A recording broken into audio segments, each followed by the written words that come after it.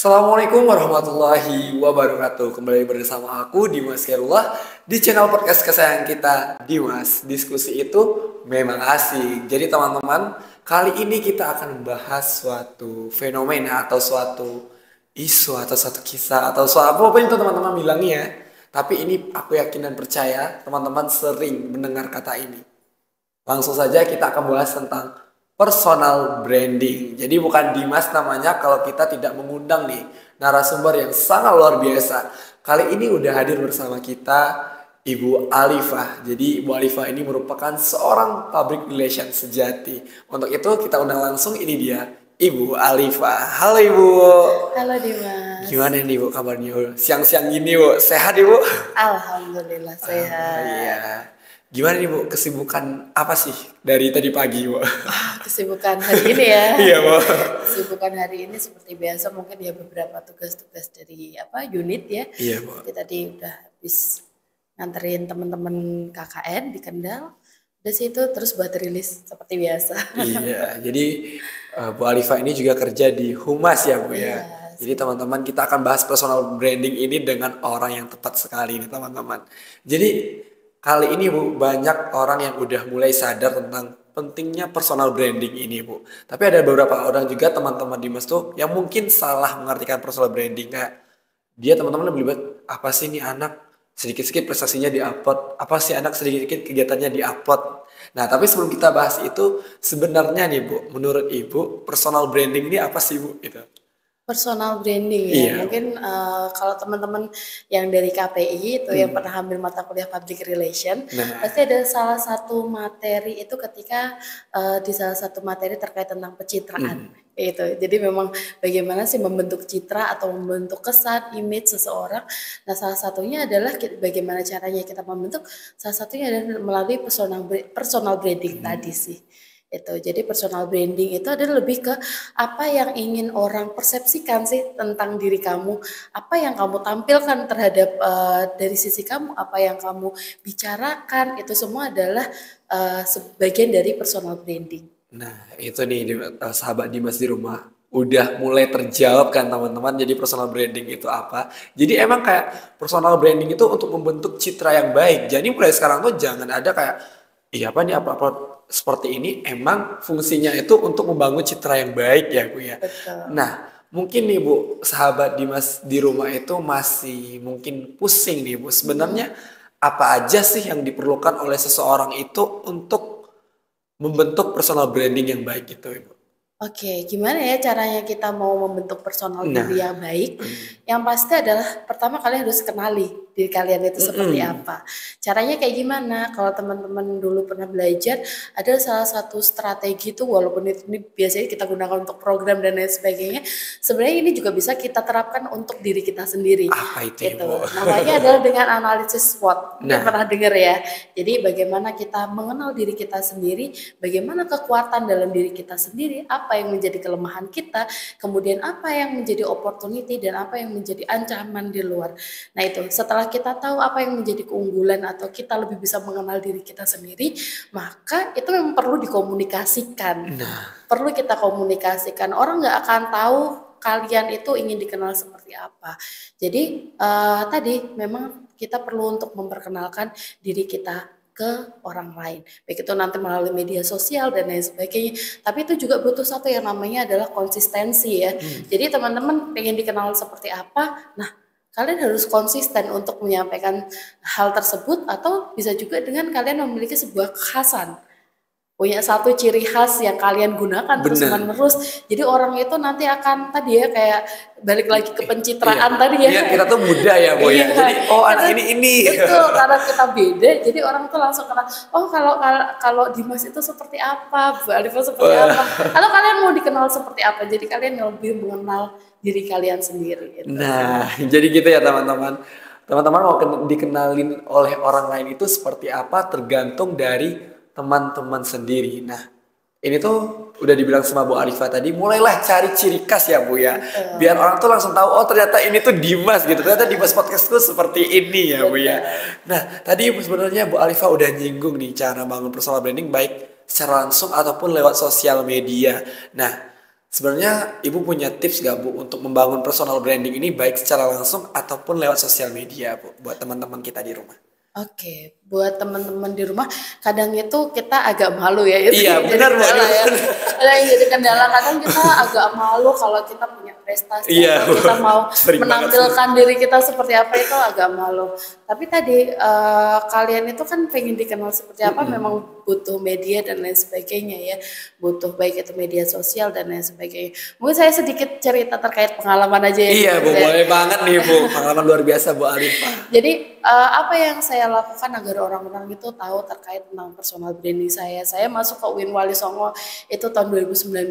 Kebetulan waktu itu saya masuk sebagai dosen public relation. Nah, Itu satu hal yang baru juga sih teman-teman, karena sebelumnya saya ambilnya di Komstrak. Nah dari situ karena ini adalah satu hal yang baru, maka saya perlu juga untuk membangun tadi personal branding saya. Kemudian tadi ketika kita membangun kan tidak hanya kita berbicara kita seperti apa kan, tentunya itu perlu dibuktikan kayak gitu kan ya. benar sekali Bu. Nah dari sanalah awal mulanya kenapa saya membangun personal branding saya, termasuk bagaimana saya agar bisa dikenal sebagai seorang dosen public relation kayak gitu, dan dimana alhamdulillah sekarang juga diberikan kesempatan untuk bisa bersama-sama membantu teman-teman sebagai staf ahli di Humas UIN Wali Songo. Jadi tadi konsisten ya, tadi setelah kita memperkenalkan kita seperti apa, kemudian kayak tadi dari public relation, maka saya belajar lagi nih Mas nih. Iya, Bu. Belajar, karena tadi kita nggak boleh ya puas kayak gitu, walaupun kita pengen dikenal seperti apa, oh saya kemampuannya ini, tapi kan kita harus konsisten dan meningkatkan terus menerus ya. Nggak mungkin kan kita ngomong doang kan saya ada seperti ini, tapi Iya, Bu. ternyata secara kemampuan nggak seperti itu Iya kan. benar Bu. Jadi seperti itu. Jadi ketika di awal saya pun juga karena dosen, maka saya harus belajar lagi tentang tridharma. Akhirnya belajar terkait bagaimana saya untuk biar kapabilitas saya meningkat di public relation, saya buat tulisan, Wow. buat beberapa kegiatan-kegiatan kayak gitu ya, sering banget kuliah dosen tamu dan lain sebagainya. Itu juga saya terapkan juga di Mas ketika saya harus handle lembaga pendidikan naungan keluarga kami ya. Di Blora kami juga ada satu yayasan. Nah, itu public relation itu saya terapkan sekali di sana, bagaimana penggunaan digital PR. Wow. Tadi ya. Branding balik lagi Branding, iya. balik lagi pencitraan, karena kalau kita berbicara tentang pendidikan, itu kan sekarang juga kita nggak mungkin persaingannya juga cukup lumayan ya, apalagi di daerah-daerah. Maka tadi saya menerapkan sekali ini lebih ke lembaga ya, lebih ke lembaga, bagaimana orang agar lebih mengenal lembaga kami kayak gitu. Jadi saya menerapkan tadi branding di sana dengan menggunakan beberapa model. Sedikit ke teori ya. Ada satu model nih namanya adalah Apa itu Bu? Biar sama ini ingetin lagi ke kuliah biar enggak Sekalian kuliah ya, mau kalian denger podcast iya, kuliah. baiklah. Jadi ada satu model, kalau dulu itu PR itu untuk mendapatkan publikasi bergantung banget dengan yang namanya media massa. Iya enggak? Benar sekali Bu. Setuju ya. Jadi karena dulu memang eranya di PR 1.0 dan lain sebagainya, itu memang dia hanya fokus ke publikasi yang dilakukan oleh media. Tetapi sekarang oleh praktisi PR, mereka sudah mulai mengembangkan yang namanya model peso. Apa itu Peso, Bu? Soalnya ya. juga juga nggak tahu Bu. Ya kalau tahu peso tuh apa sih? Peso itu mata uang kayaknya Bu. Peso mata uang ya, oke. Jadi pesonya di sini itu agak berbeda teman-teman. Jadi bagaimana penggunaan media itu, yang pertama adalah pay media. Jadi untuk sebuah lembaga, atau kadang kalau kita ngomong personal branding sekarang di era mau 2024 ya, udah mau menjelang 2024 itu juga digunakan tahun-tahun sekali. politik ya, Bu, ya. Tahun politik, bagaimana sekarang banyak juga aktor-aktor politik yang nanti akan menggunakan personal Benar branding sekali. tersebut kayak gitu kan ya. Nah ini adalah salah satu hal yang mungkin bisa digunakan tadi, baik orang, public figure ataupun lembaga. Jadi tadi yang pertama adalah pay media. Jadi kita bisa menggunakan media yang berbayar untuk memperkenalkan diri kita, untuk mengenalkan diri kita. Tadi berbayar itu bisa lewat apa? Bisa lewat iklan. Kemudian ada juga yang namanya earned media. Earned media ini dia itu lebih ke, ini yang saya gunakan juga. Jadi kita bisa menggunakan menggunakan rilis. Oh Gitu iya, Bu. ya. Jadi kita menggunakan rilis untuk memperkenalkan media apa namanya lembaga kita melalui pemberitaan di media baik itu online maupun offline kayak gitu. Tapi satu ketika kalian kalau di PR itu kan ada salah satu kegiatan yang cukup penting ya, yang namanya adalah media relation. Iya, Ya enggak? benar Bagi sekali, lembaga Bu. itu penting Oh, banget sih, oh, oh. penting banget karena kenapa sampai sekarang kita nggak bisa lepaskan dengan media karena media itu adalah pembentuk opini. Benar sekali, Bu. Gitu. Apalagi zaman sekarang tuh orang nggak bisa lepas dari namanya teknologi ya, Bu ya. Betul, lewat teknologi. Jadi dan apalagi kalau kalian punya kegiatan ya, punya kegiatan, kalau kalian tidak memberitakan itu, kalau kalian tidak mempublikasikan itu, hanya orang yang mengikuti kegiatan tersebut yang tahu. Iya, benar sekali sih. Iya kan? Wah. Jadi maka arnet media ini penting. Jadi bagaimana caranya agar kita bisa mendapatkan publikasi di media? Salah satunya adalah menjalin hubungan yang baik dengan teman-teman media dan kemudian mengirimkan rilis. Ini saya ajarkan, saya ajak nih teman-teman kalau yang ngambil mata kuliah PR, ayo kalian mulai latihan untuk bikin rilis kayak gitu. Agar kegiatan-kegiatan di organisasi kalian, kegiatan kalian itu bisa jangkauannya itu lebih luas kayak gitu. Betul nih teman-teman. Gitu. Kemudian yang ketiga adalah share media. Share media ini adalah yang biasanya sudah banyak digunakan sih ya. Salah satunya adalah penggunaan media sosial untuk memperkenalkan lembaga kita maupun diri kita sendiri. Iya, Bu, contohnya sama. Dimas nih waktu jauh-jauh. Waduh. Wah, enggak, Bu. Kayaknya Dimas itu sudah menerapkan di share medianya ya. Ya, Dimas karena belajar public relation mungkin ya, Bu ya. salah satunya melalui podcast ini ya. Benar banget, Ibu. Share media dan yang terakhir adalah owned media. Owned media adalah media yang kita miliki itu nanti apa namanya bisa melalui website dan lain sebagainya dalam sebuah lembaga. Begitu. Nah, luar biasa sekali penjelasan dari Bu Arifah. Itu kurang detail apalagi tuh Bu Arifah menjelaskan kepada sahabat Dimas di rumah. Jadi biar kegiatan organisasi atau kegiatan dari teman-teman semua itu enggak hanya pengikutnya tahu, tapi disebarkan luaskan lewat media. Nah, itulah salah satunya fungsinya personal branding ini ya, Bu. Nah, Bu, tapi ada beberapa orang yang beranggapan kayak gini, Bu. Dimas pernah beberapa orang nanya kayak, dia tuh emang pintar, Bu, hebat, tapi dia tidak mau untuk mengekspos kegiatannya di media sosial gitu loh, Bu. Kayak mungkin dia belum tahu aja sih, Bu, seberapa penting sih, Bu, personal branding ini untuk seseorang gitu loh, Bu. Iya. Menurut Ibu penting apa sangat penting sekali itu ya, Bu? Personal branding ya, Iya, menurut Bu. saya memang apa namanya penting banget ya. Apalagi kita sekarang di era seperti ini, ketika kamu Dimas kalau cari sesuatu pertama carinya di mana?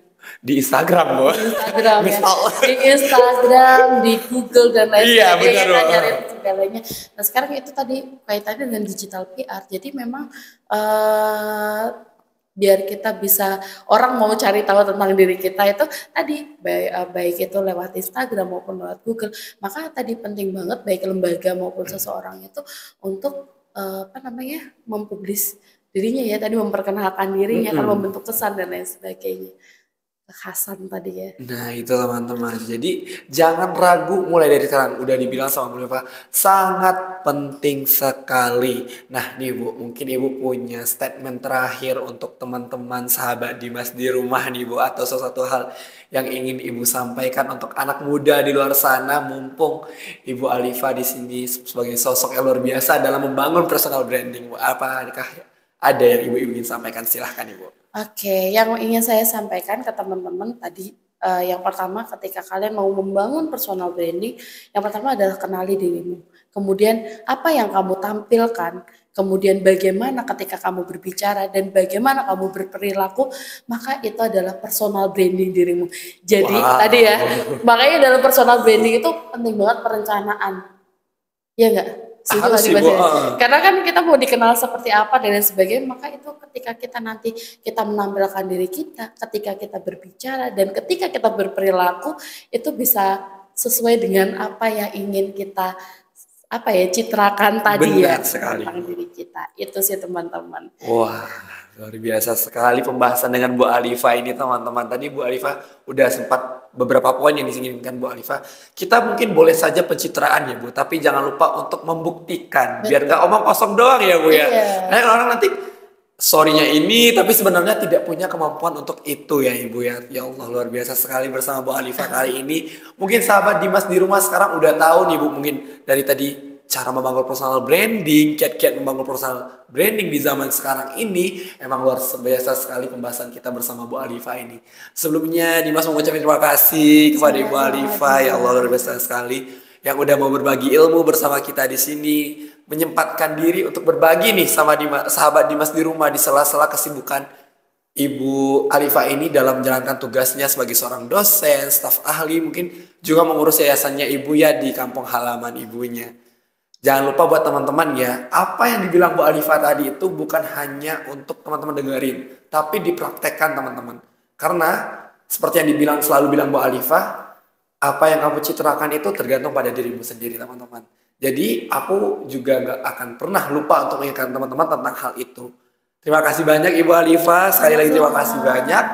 Aku minta kepada teman-teman dan sahabat Dimas Podcast di rumah untuk jangan lupa nih untuk like, subscribe, and comment nih video-video dan channel-channel di Dimas Podcast ini. Jangan teman-teman jangan lupa juga untuk mampir ke Instagram kita di @dimas_podcast.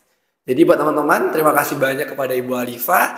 Sampai jumpa di episode selanjutnya. Akhirnya aku Dimas Khairullah pamit undur diri. Assalamualaikum warahmatullahi wabarakatuh dan dadah.